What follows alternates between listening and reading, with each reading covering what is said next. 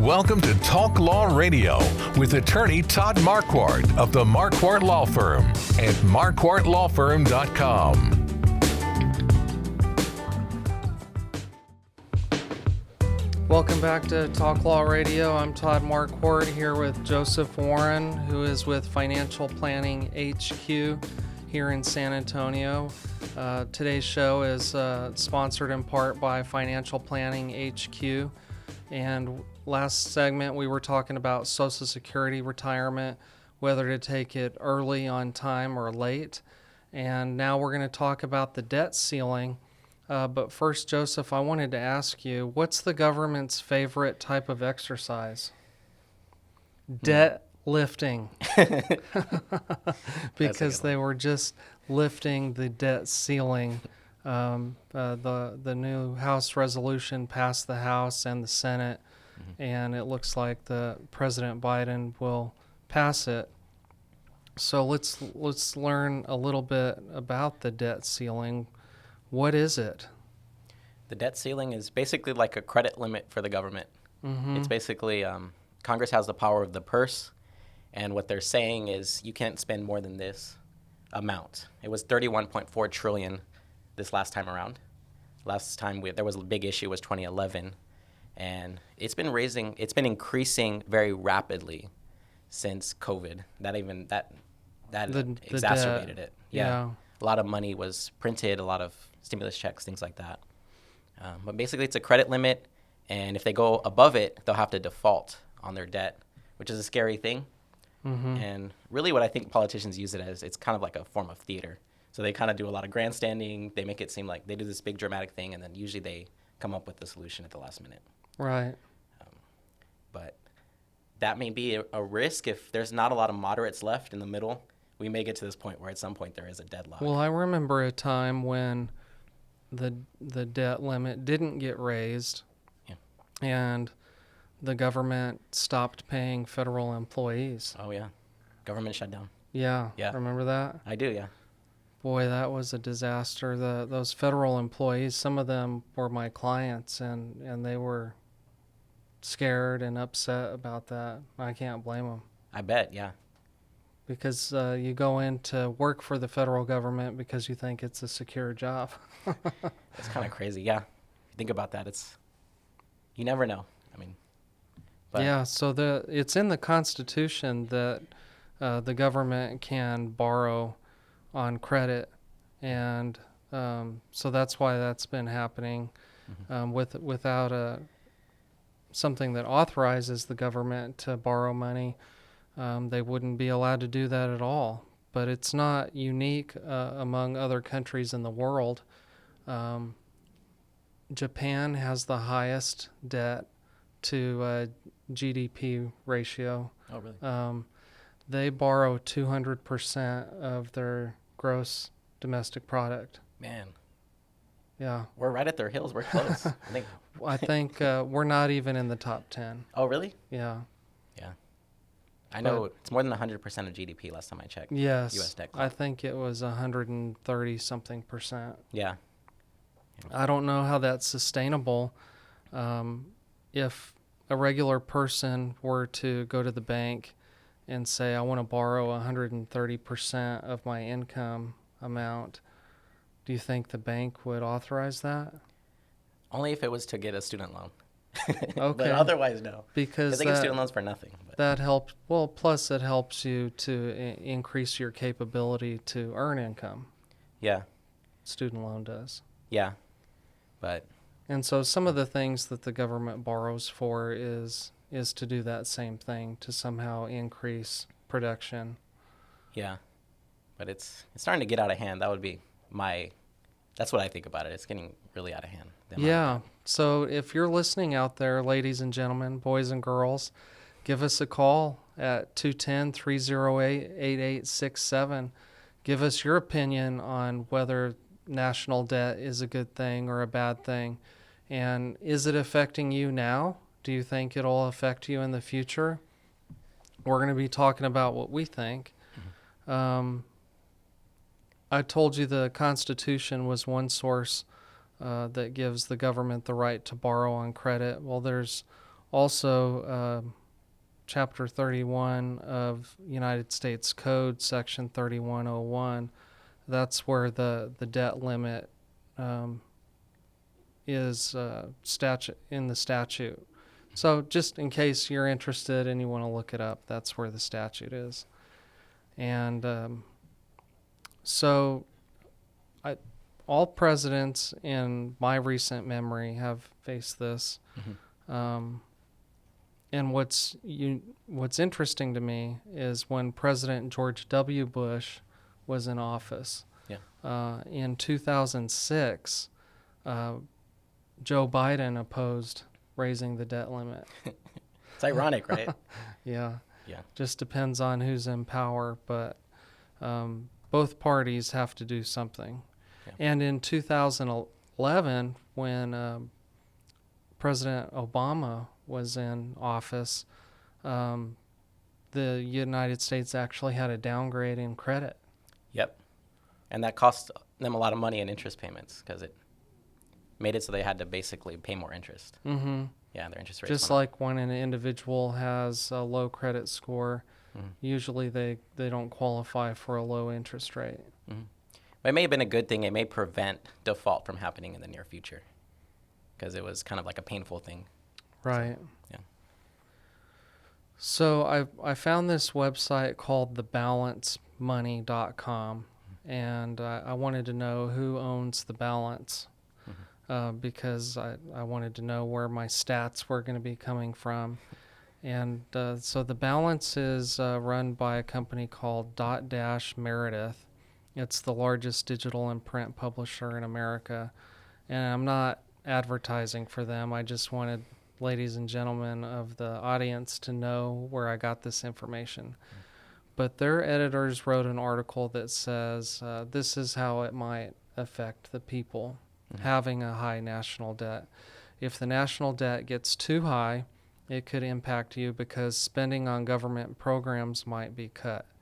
So if you're receiving government programs, that might affect you. Yeah. Or you might have to pay higher taxes. And that's what you've been saying, is that taxes might go up in the future. Yeah. If you think about, out of control spending, debt being run up, the way the government gets money is taxes. And they're actually expiring the current tax rates in 2025. So from a planning perspective, we've been going based on the likely assumption that taxes are going to go up in the near future. So that's why I think if you can expect that, maybe it's good to get some tax-free assets, move some money to Roth IRAs, tax-favored municipal bonds, or Roth conversions even, if that's something that makes sense with your financial plan. Right. You need to get your own professional advice that's tailor-made to your facts and circumstances. So don't take what Joseph's saying right now as being applicable to everybody all the time. Yeah, it really depends on your situation. It's different for everybody. But I think it's extremely likely that taxes will go up in the future. Right. The Tax Cuts and Jobs Act that President Trump passed when he was in office expires at the end of 2025. And so the tax rates will return to what they were prior to that Tax Cuts and Jobs Act being passed. So if you have questions, listeners, give us a call or tell us what your opinion is about how the national debt affects us. You can call 210-308-8867, 210-308-8867. Something else, another way that the national debt might affect us is it impacts the economy. And that's something that you wanted to talk about. Yep.